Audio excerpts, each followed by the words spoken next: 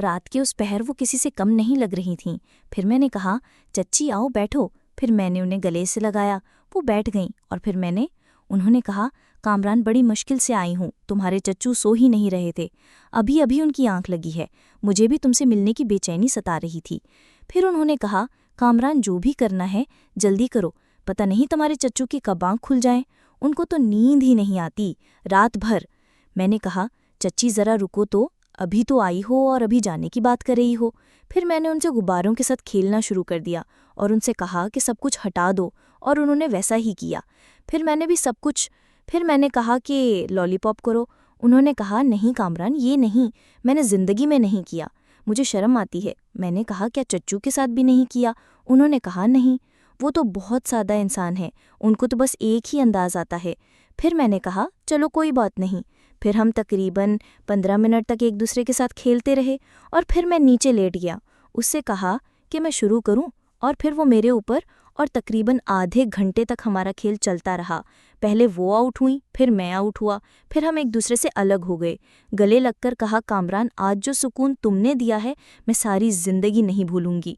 फिर वो बगैर बताए कमरे से वापस चली गईं। मैंने कहा, क्या हुआ चच्ची, रुको तो। उन्होंने कहा, नहीं आज के लिए बस काफ़ी है, तुम्हारे चच्चू किसी भी वक्त उठ सकते हैं और मैं नहीं चाहती कि रिश्ता शुरू होने से पहले ही ख़त्म हो जाए। फिर वो चली गईं और मैं भी पुरसुकून होकर सो गया। सुबह मेरी आंख 10 बजे खुली। मुझे आयशा उठाने आई। कहा, कामरान जी आप अभी तक सो रहे हैं? मैंने कहा, हाँ आयशा, तुम्हें तो पता है ना कि घर में सब 12 बजे ही उठते हैं, तो मुझे भी रात को लेट आंख लगी थी, इसलिए मैं भी आज 12 बजे ही उठूंगा, तुम अभी जाओ। उसने कहा, नहीं कामरान मुझे तुमसे बातें करनी है। मैंने कहा, आयशा मेरी तबीयत ठीक नहीं है, तुम अभी जाओ, मैं 12 बजे उठूंगा।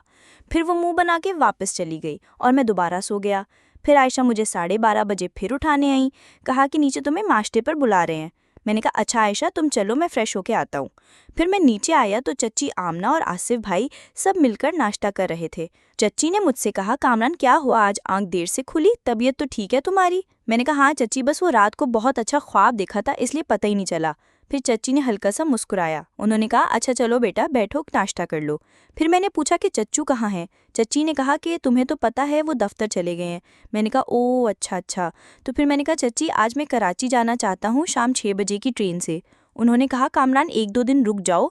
मैंने कहा, नहीं चच्ची, बस घर में थोड़ी परेशानी है और जाके मैंने आसिफ के लिए नौकरी भी ढूंढनी है और आपको भी वहाँ शिफ्ट करवाना है। फिर चच्ची ने कहा कि अच्छा ठीक है, कामरान तुम्हें कुछ ज़रूरत हो तो मुझे बता देना। मैंने कहा, नहीं चच्ची, मेरे पास पैसे हैं। फिर मैंने आसिफ से कहा, आसिफ भाई चलो ट्रेन स्टेशन टिकट बुक कराने, फिर मुझे शाम को स्टेशन छोड़ाना।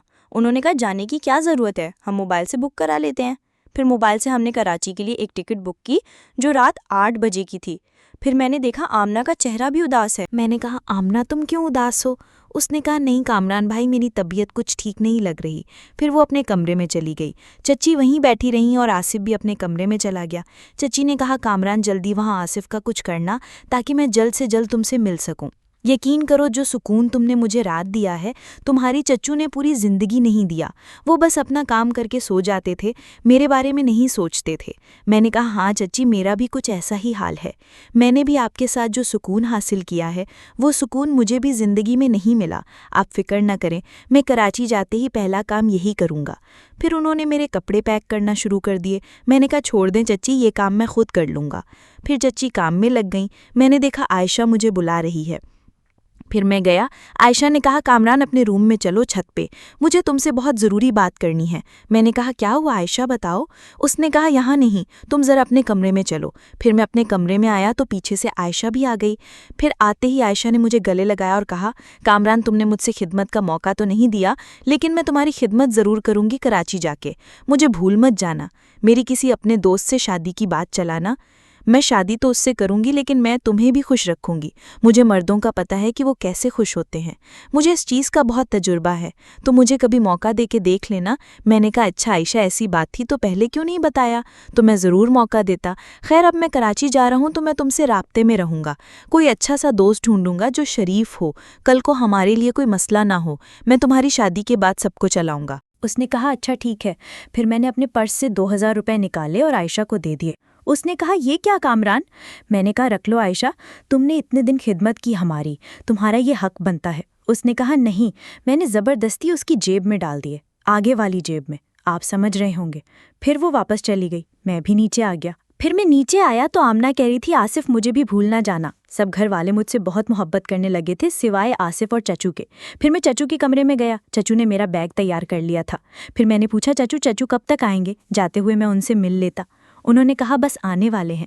और फिर दरवाजे पर बेल बजी। उन्होंने कहा लो जी तुम्हारे चचू भी आ गए। फिर मैंने जाके दरवाज़ा खोला तो चचू ही थे।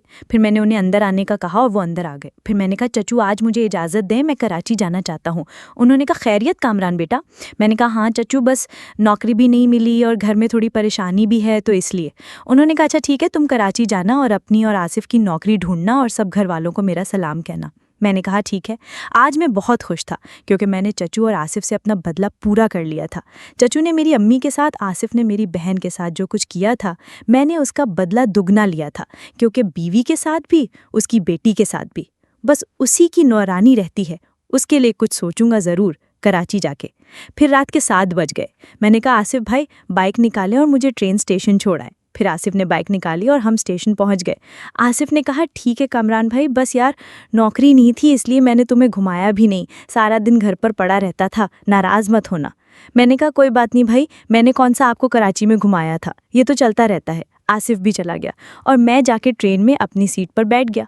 मैं ट्रेन में अभी 5 मिनट ही बैठा था और इधर उधर देख रहा था।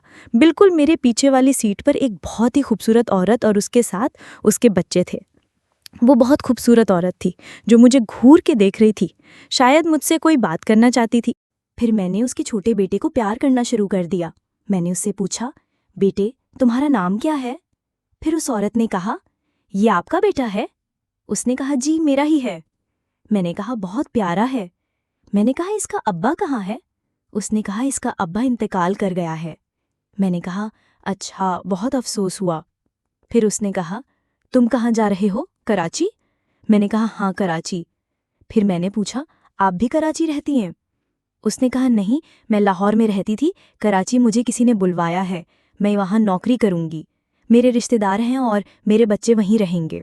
अब मैं दिल में सोच रहा था कि लाहौर से लोग नौकरी करने आ रहे हैं और मैं कराची से लाहौर आया था। खैर मैंने कहा अच्छा ठीक है, कोई बात नहीं, नौकरी करना कोई बुरी बात नहीं, आप अपने बच्चों के लिए कर सकती हैं।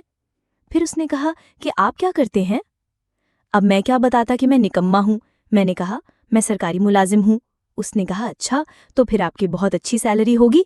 मैंने कहा हाँ बहुत अच्छी है। फिर उसने कहा कि आप लाहौर किसके घर आए थे? मैंने कहा वो मेरे चच्चू चच्ची और मेरे कज़न यहाँ रहते हैं, बस कुछ दिन के लिए आया था, अब मैं कराची जा रहा हूँ। उसने कहा अच्छा आप मुस्तकिल कराची में रहते हैं? मैंने कहा हाँ। उसने कहा अच्छा कराची में पहली बार जा रही हूँ, कैसा है कराची देखने में, वहाँ के लोग कैसे हैं? मैंने कहा देखने में कराची रोशनियों का शहर है, बहुत अच्छा है, और वहाँ के लोग मेरे ही जैसे हैं, मुझसे अंदाज़ा कर ले। उसने कहा मतलब खूबसूरत है? मैंने कहा अच्छा, मैं खूबसूरत हूँ क्या? उसने फिर मुस्कुराकर अपनी आंखें नीचे कर लीं। अब मैं समझ गया कि वो मुझे सबज सिग्नल दे रही है। मैंने कहा लाहौर में भी खूबसूरती कम नहीं है, लाहौर में भी बहुत खूबसूरत हैं, अब आप खुद को ही देख लें, किसी से भी पूछ लें आप कितनी प्यारी हैं। फिर उसने कहा आपका नाम? मैंने नहीं पूछा आपका नाम क्या है, मैंने कहा मेरा नाम तो कामरान है। फिर मैंने कहा कि आपका क्या नाम है? उसने कहा मेरा नाम किरण है, मेरी उम्र 25 साल है, मेरा शौहर इंतकाल कर गए हैं, 2 बच्चे हैं, उनका पेट पालना है, इसलिए मैं काम ढूंढ रही थी, यहाँ तो मुझे कोई काम नहीं मिला। मेरे रिश्तेदार हैं कराची में, उन्होंने कहा है कि कराची आ जाओ, हम कोई अच्छी सी जॉब लगवा देंगे। अब मैं डर रही हूँ कि कराची जाके पहली बार पता नहीं क्या होता है मेरे साथ।